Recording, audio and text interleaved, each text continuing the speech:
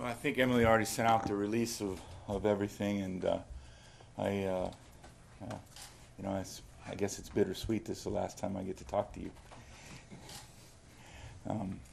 It's been, I appreciate, I think, the dedication of everybody in this building over the last 16 seasons. I appreciate Mike, his family, their support, all the players, coaches, the fans, everything. And I think I'm just, I didn't deliver what your number one goal is, and that's to be world champions. And we did not get that done. So there's been a lot of positives, but that's the one goal as a coach that you look forward to doing. So, and I just think Mike and I both decided it's time. And it was, I think, a tough moment for both of us, but I think we both realized. Can you put into words how you're feeling right now after 16 years and a new identity for you, right? Possibly, or no identity. I don't know that. I don't know what's ahead. And so again, I just, the toughest part was just, spent the last 20 minutes with the players and telling them, first I encouraged them that there's more there, and they got to understand that, and they got to hold that passion of yesterday and understand every time they finish a rep, every time they want to shortcut something, that's why you don't.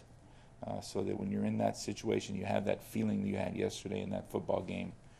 That's what it's all about. That's why they do that. They know this is their job, but also it's the competitiveness, the passion of what they do that they've got to hold true to. So, it's just been about that today.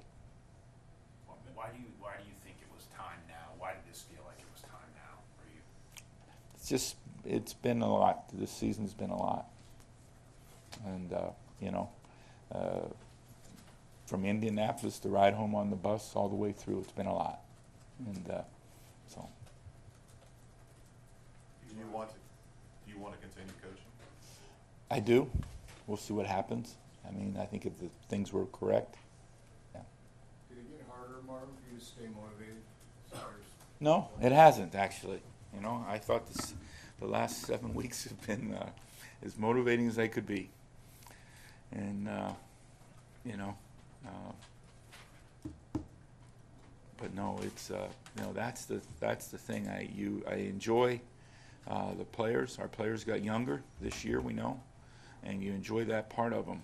I told Emily, I think it was walking off the field Friday or Saturday, it's the same thing. They're kids, and I wish they were more hardened veteran kids, but they're kids, and they ran around yesterday, played their tails off, and I'm still looking. I saw one missed tackle, Catherine.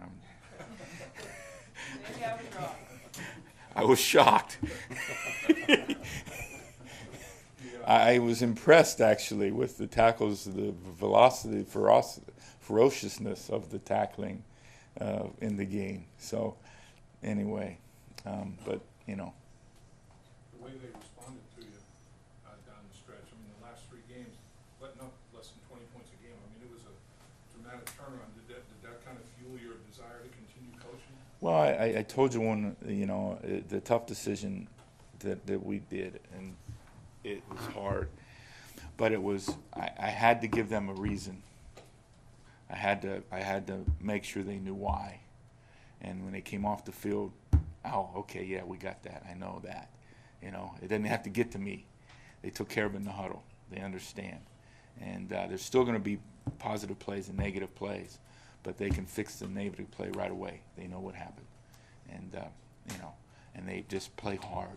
Use their physical tools, play hard, put them in position to play hard. You have won a good on the Super Bowl winning team. You have experience at Pinnacle. Is that why you still want to do it? I think you want, that's part of it. You want to do it because you want to see the joy in everybody's eyes. I've said that many times. I just sent an email to the Bengals staff. They got to keep chasing that. You want to chase that. The gleam in their eye for everybody that does all the hard work in this building to have that opportunity. They don't have necessarily a say-so play in and play out on the field, but yet they got to do their job the same all the time. That's what it's all about. When did it occur to you, Marvin, that it might be time for a change? Oh, I don't want to go into details anymore. In fact, I think I've already overstated my time here. Right, I'm gonna have one more minute. Would you like to see Hugh in the mix to take over here? I think you would be should get an opportunity to speak with them. I think he's more than qualified. I think he's been in a couple of difficult situations, and and that's tough, and it hasn't broke his way. But I think he's an excellent football coach. He's a great motivator, and he's detailed, and so I think he deserves an opportunity, if not here, somewhere else. Marvin, do Coach you was think just you talking were? to Brian Simmons about when you came in and when you took over, and when you came in 03 and what you accomplished. What's do you think is your biggest stuff? I mean, I know you didn't win the thing, but what did you want to do here? What did you think you got accomplished that you feel like you left your mark? Well, I think the first thing you do is you got to be, you got to have an opportunity to win the division. I mean, that's the first avenue to being world champions, is win the division, and that's what you got to build the football team around, is being successful in this division. And I think that's moving forward. That's where the focus again has to get back to. I watched a guy yesterday in Sam Hubbard who is going to win in this division, and that's awesome, And you got to keep putting people in place. Billy Price has got to win in this division. Jesse Bates got to win in this division, just like Carlos has.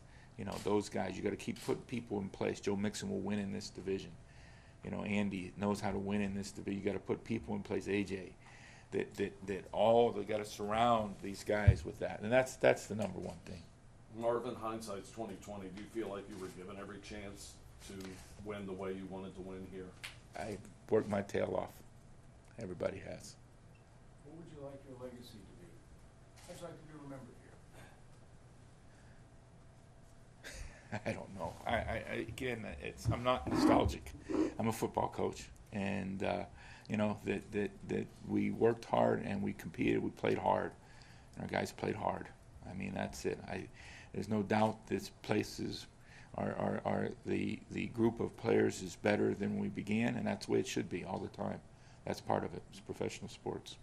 2 more questions. It seemed like in some ways being a coordinator again kind of reinvigorated your love of actually getting to coach. You mentioned it's just a different way of coaching. Is that something you would want to do again, actually getting to coach and not dealing with the management stuff and all the things that Media. go with being a head coach?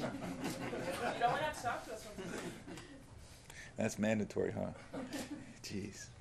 Didn't used to be. Marvin, so far in these proceedings this morning, and we've heard the old platitudes about you make your own luck, everybody has injuries. Do you ever, in your quiet moments, say, boy, we've got crummy luck? We've had some balls bounce the wrong way this year, Danny, but that's part of it. We blocked a punt a week ago, and whenever you've seen a punt you block go backwards, where it doesn't go forward towards your goal line. I mean, things like that. But you have to. That's what we do in the NFL. We start out with 53 players, and we got to keep grinding. And guys get injured, guys go up, go down. You got to keep grinding. So you got to make sure that the depth is that can handle it. But when you get devastated by a position, it happens. We got to find a way. We got to overcome it. We got to do something different. We got to rely on the wide receivers if you lose your tight ends. Whatever it may be, you got to just do things a little differently. And we do. You have to make your luck. When you get opportunities to make plays on special teams, you got to make them.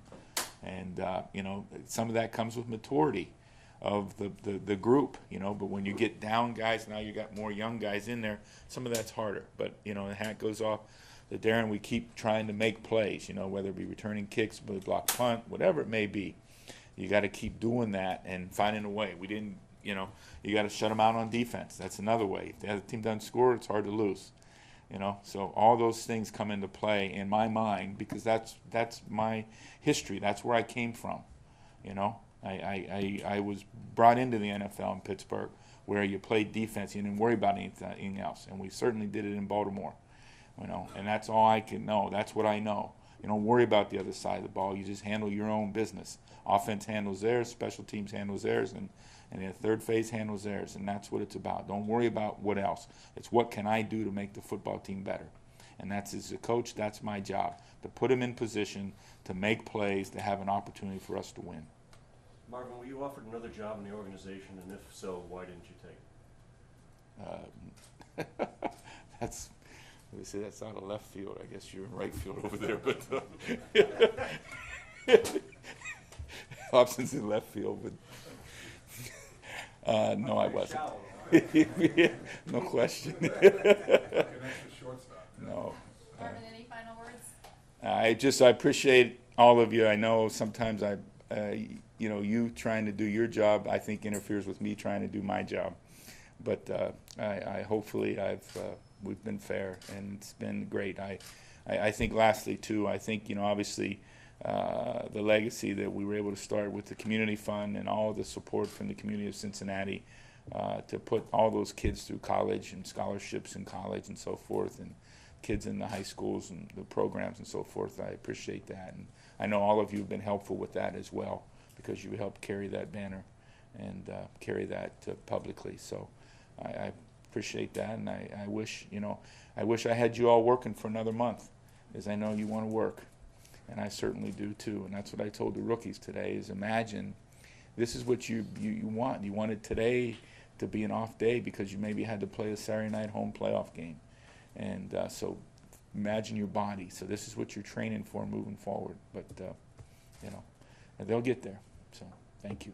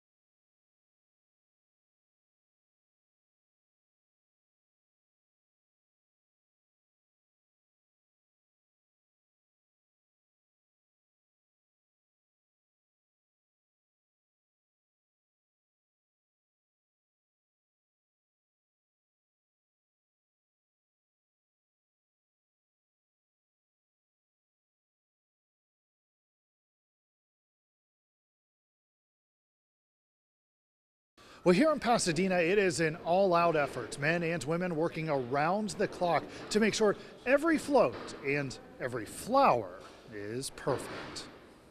Float after float after float. It's the work. How long have you been doing this? 29 years. Of a crew that loves it. I've been here for a while. Aida and Clarissa, their job, clipping Any more boxes? and fluffing. You just stick your nails in. The carnations, just a handful of the thousands of flowers on every single floats. So this year started in January, where we started our initial design, our concept. Like this one that tell a story. As you see, there are two astronauts landing on an alien planet.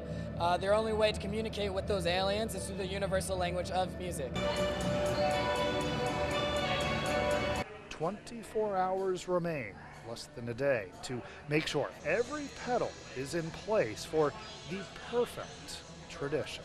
When people, clap and they go, wow, look at that. When you see their faces, it's like, yeah, because, I got that. I did that. And of course, you'll be able to see the Ohio State float along with the entire parade on NBC4 tomorrow at 11. Local for you in Pasadena, Dan Perlman, NBC4.